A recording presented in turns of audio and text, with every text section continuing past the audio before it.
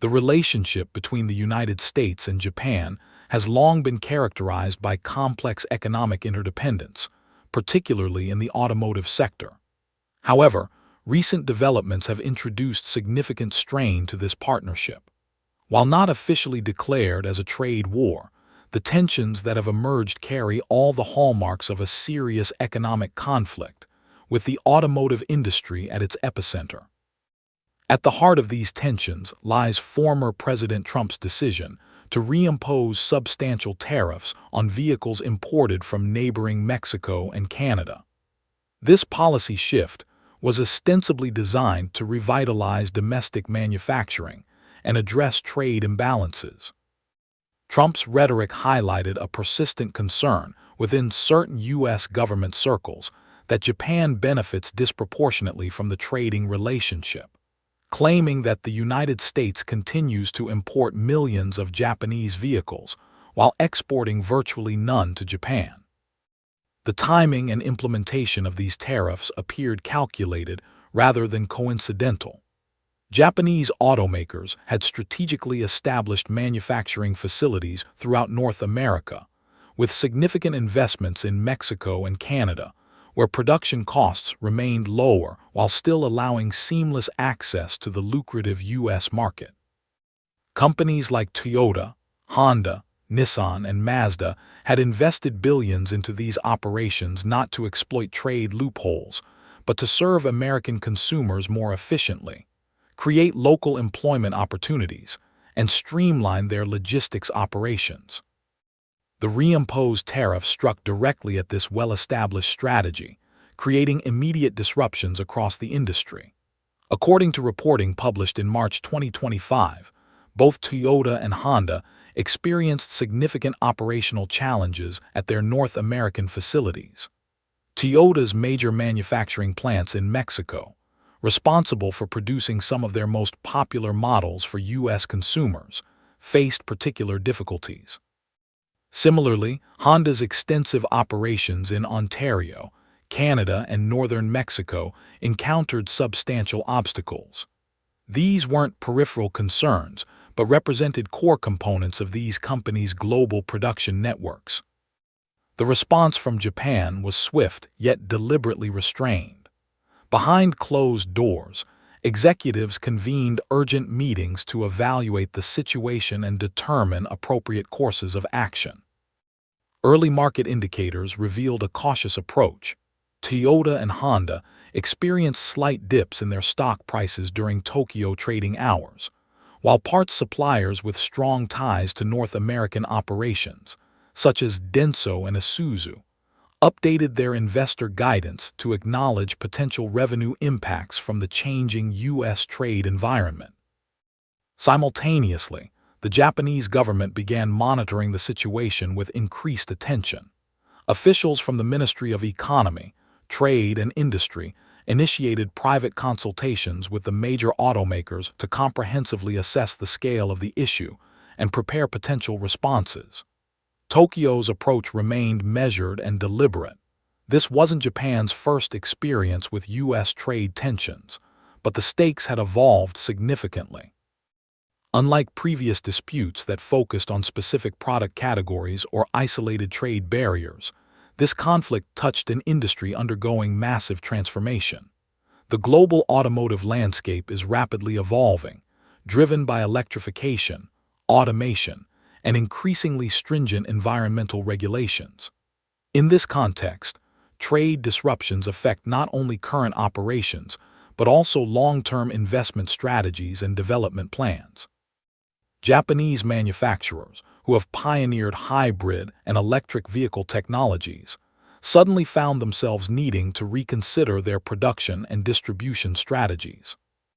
Meanwhile, Washington's narrative focused heavily on the symbolic value of returning jobs to American soil, framing trade policy as a tool for national economic revival rather than international cooperation.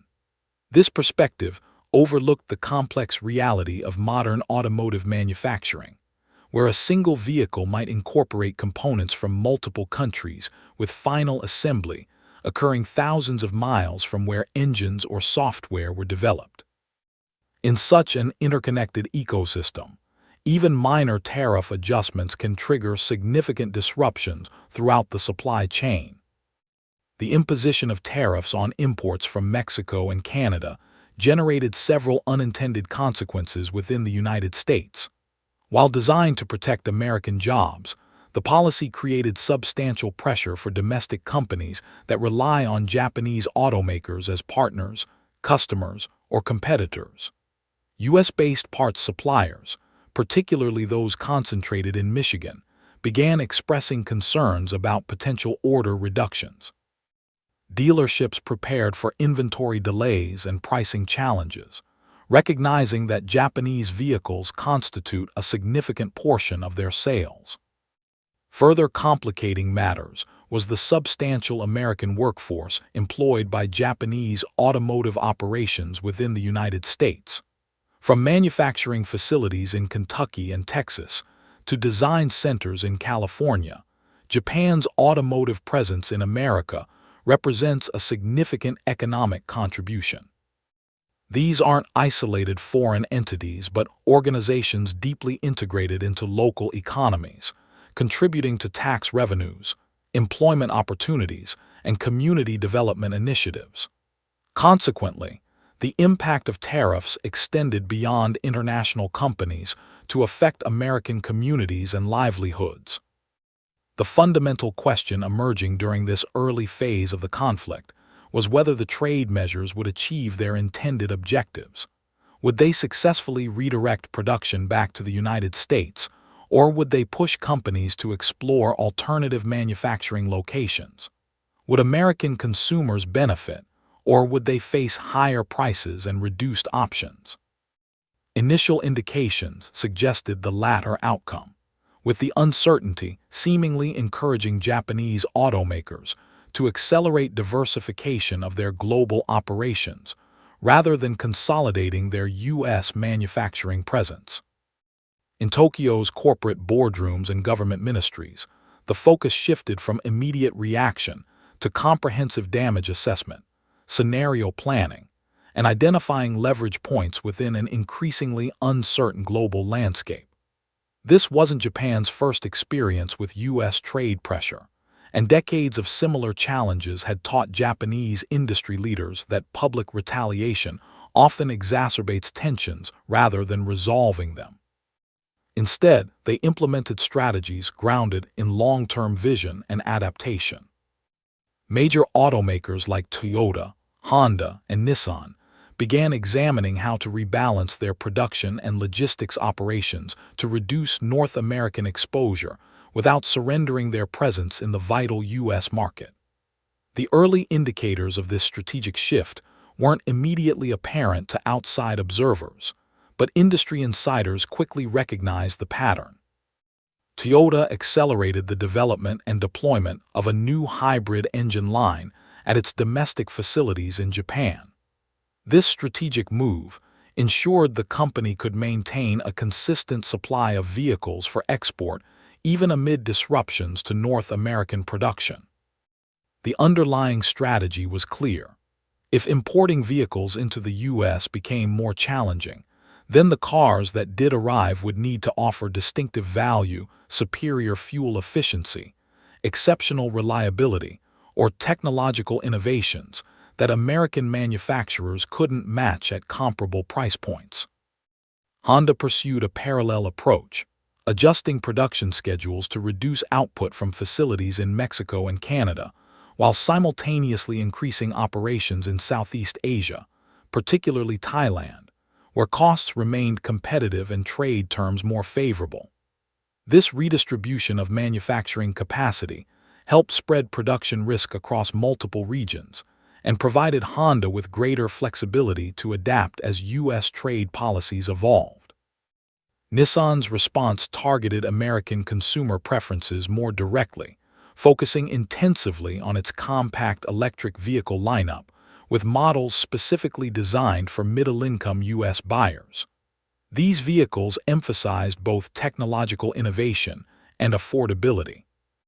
While American manufacturers had concentrated resources on larger vehicles like trucks and SUVs, Nissan identified an underserved market segment: small, efficient, reasonably priced electric cars suitable as primary vehicles for everyday drivers. By investing in this niche, Nissan positioned itself to meet demand that might otherwise remain unfulfilled in a market distorted by tariffs. Importantly, these weren't reactive decisions made in haste.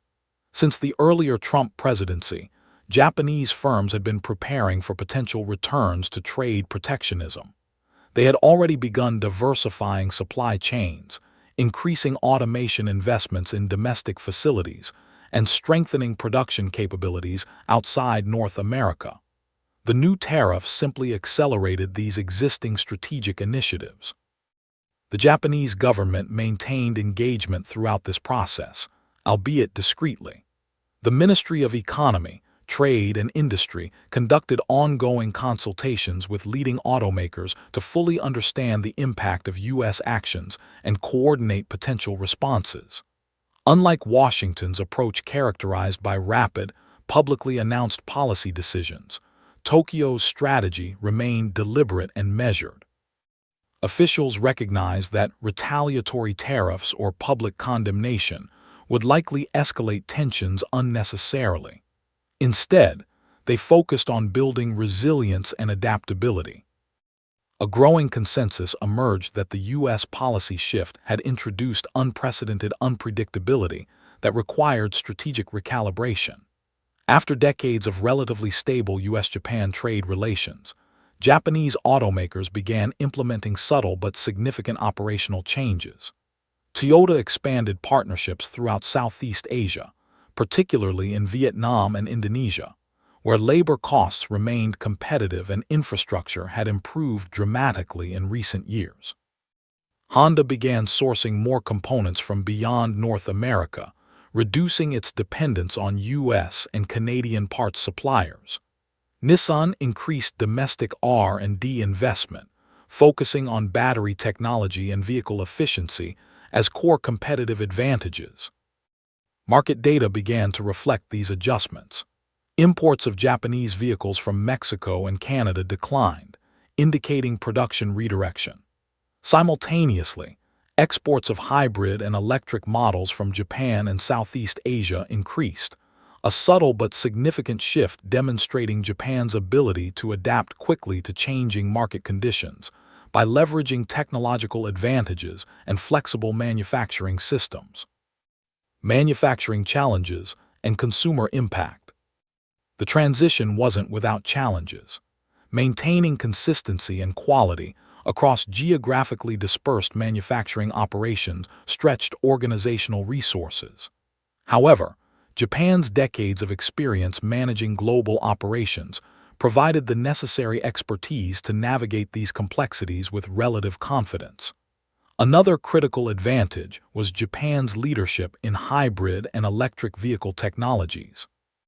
As global markets increasingly embraced electrification, Japanese manufacturers already held a significant head start in these areas. For American consumers, the impact became increasingly apparent in the months following tariff implementation. Japanese vehicles that had traditionally been readily available became scarce. These weren't merely logistical complications, but visible manifestations of deeper disruptions. With production shifting away from North American facilities in Mexico and Canada, Japanese automakers had to redirect inventory from Asian operations, a more time-consuming and expensive process. Transport timelines extended, shipping schedules became less predictable, and delivery windows expanded. Vehicle prices increased, driven by tariff costs and constrained supply, as Japanese companies cautiously managed inventory to avoid accumulating vehicles that might become difficult to sell under uncertain trade conditions. Ironically, these disruptions did not translate into significant gains for American automakers, at least not in the manner some policymakers had anticipated. While tariffs were designed to encourage consumers to purchase American-made vehicles, many buyers maintained loyalty to Japanese brands. They valued the established track record of dependability, fuel efficiency, and lower maintenance costs associated with these vehicles. Consumer perceptions that don't change overnight, even when faced with political pressures or temporary price increases. Simultaneously, American manufacturers weren't ideally positioned to capitalize on reduced Japanese imports. Over the preceding decade, U.S. automakers had gradually moved away from compact and mid-size vehicle segments where Japanese brands traditionally excelled, instead focusing heavily on SUVs, trucks, and crossovers. These larger vehicles typically carried higher price points and consumed more fuel, precisely when many consumers sought affordable, efficient transportation options. Japanese manufacturers continued offering this balance between affordability and sustainability that few American models could match at the time. The ripple effects extended throughout the supply chain. Small and mid-sized U.S. parts suppliers, many providing components to Japanese-owned factories in North America, experienced declining orders. Companies previously enjoying stable demand for components ranging from wiring harnesses to steering columns faced uncertain futures. In states like Tennessee, where Toyota's North American headquarters is located, officials expressed concern about broader economic implications beyond manufacturing. Reduced production affected supporting industries including logistics, warehousing, and maintenance services. The interconnected nature of modern manufacturing meant that even modest decreases in vehicle output could cascade through multiple layers of local economies. In California, concerns centered on environmental considerations. The state had established ambitious emissions reduction targets, and Japanese vehicles, particularly hybrids and electric models, had become integral to meeting these standards. Reduced availability of fuel-efficient Japanese vehicles potentially complicated these environmental goals. Throughout this period, Japanese automakers maintained a public posture of diplomatic restraint. They issued carefully worded statements expressing disappointment with the tariffs but avoided direct political confrontation. Internally, however, their strategy remained assertive and forward-looking. Production structures were reorganized, global supply chains reevaluated, and new market strategies developed. Companies like Nissan continued advancing their compact electric vehicle offerings, recognizing this segment remained underserved in the U.S. market. Toyota increased production of next-generation hybrid vehicles, emphasizing technological leadership rather than engaging in price wars. Japanese manufacturers also introduced specialized financing options to maintain competitive pricing despite tariff impacts, a risky approach that underscored their long-term commitment to maintaining market presence in the United States. Market data began reflecting these strategic shifts. Vehicle imports from Mexico and Canada declined, while exports of electrified vehicles from Japan and Southeast Asia increased. These new supply routes were supported by expanding partnership networks and investments in regions where production could be scaled efficiently. Japanese companies also accelerated technological innovation, pursuing advances in battery technology, autonomous driving systems, and shared mobility platforms. Rather than viewing the tariffs as merely an obstacle to overcome, they recognized an opportunity to reposition themselves for the future automotive landscape. Their strategy focused on differentiation through technology and efficiency rather than competing solely on price. For American automakers, this disruption presented both challenges and opportunities. While declining Japanese imports created market space, many lacked the product lines to immediately capitalize on these openings. Years of strategic focus on larger vehicles had created gaps in segments now experiencing higher demand. Some companies began reconsidering their production priorities, though developing new vehicle platforms requires substantial time and investment. The most significant development wasn't immediately apparent. Japan had begun a broader strategic realignment. While maintaining presence in North America, Japanese automakers increased investments in emerging markets across Asia, regions rapidly becoming substantial consumer markets themselves. This represented a deliberate repositioning strategy. Japan wasn't abandoning the U.S. market, which remained among the most important destinations for Japanese vehicles, but the new approach ensured no single region could disrupt operations as significantly as the U.S. tariffs had. Rather than directly challenging policy headwinds, Japanese firms adjusted course, maintaining market presence while insulating themselves from policy-driven disruptions. Production shifts represented just one aspect of this comprehensive strategy. Japanese manufacturers also formed new technological partnerships, including with American companies like General Motors. These technological advances weren't merely responses to tariffs, but efforts to redefine competitive parameters. Japan recognized that the automotive industry's future wouldn't be determined simply by manufacturing cost efficiency, but by which companies could develop the most reliable, efficient, and sustainable transportation solutions. With global emissions regulations tightening, particularly in Europe and parts of Asia, environmental leadership became a strategic imperative. The Japanese government supported these efforts through increased funding for research initiatives in advanced materials, battery technology, and transportation systems. This wasn't a direct countermeasure against U.S. tariffs, but a strategic investment in future capabilities that would position Japanese industry favorably regardless of how trade disputes evolved. On the diplomatic front, Japan strengthened relationships beyond Washington. Discussions with the European Union intensified, with both sides expressing aligned interests in clean energy and automotive innovation.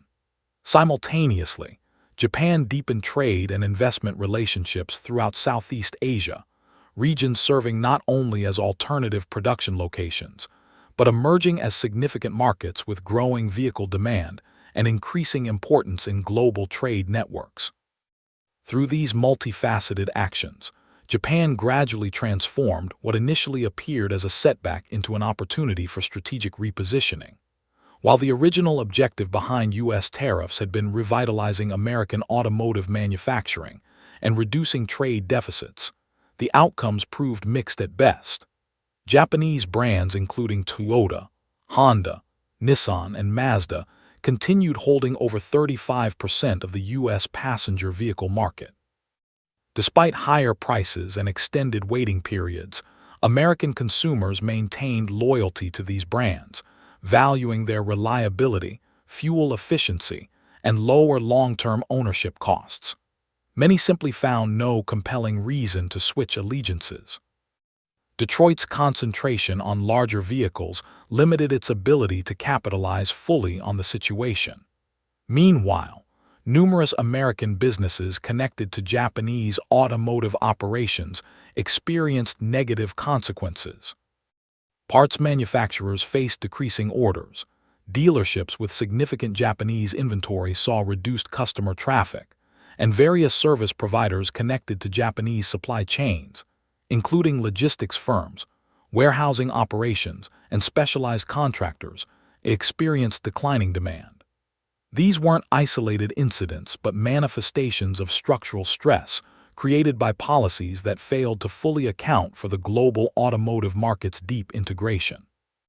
Perhaps most notable throughout this period was Japan's public restraint. There were no dramatic announcements or retaliatory measures, simply steady strategic adjustment. Over time, the results became increasingly evident. Exports of electric and hybrid vehicles from Japan and Southeast Asia to the United States increased, while imports from North American facilities declined.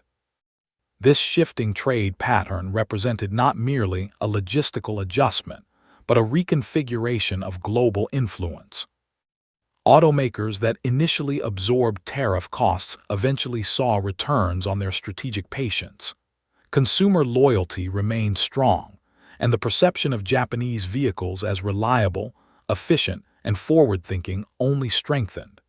Even facing political and financial obstacles, they maintained market position through adaptation rather than confrontation. The lesson emerging from this episode transcends economics or diplomacy. It exemplifies industrial foresight. Japan's ability to pivot, innovate under pressure, and maintain strategic patience enabled navigating the crisis without direct confrontation. Rather than matching restrictive policies with equally combative measures, Japan redirected energy toward reinforcing strengths and advancing strategic positioning. In Washington, debate continues regarding tariff effectiveness. Some policymakers defend them as essential for protecting American jobs and rebuilding domestic manufacturing, while others point to unintended consequences and questionable outcomes. What remains undisputed is that Japanese brands maintain substantial market share in the United States, with consumers continuing to choose these vehicles for reasons beyond price considerations. The tariffs ultimately failed to undermine Japan's position, instead revealing the fundamental resilience of Japanese automotive strategy and its capacity for adaptation in an increasingly complex global marketplace.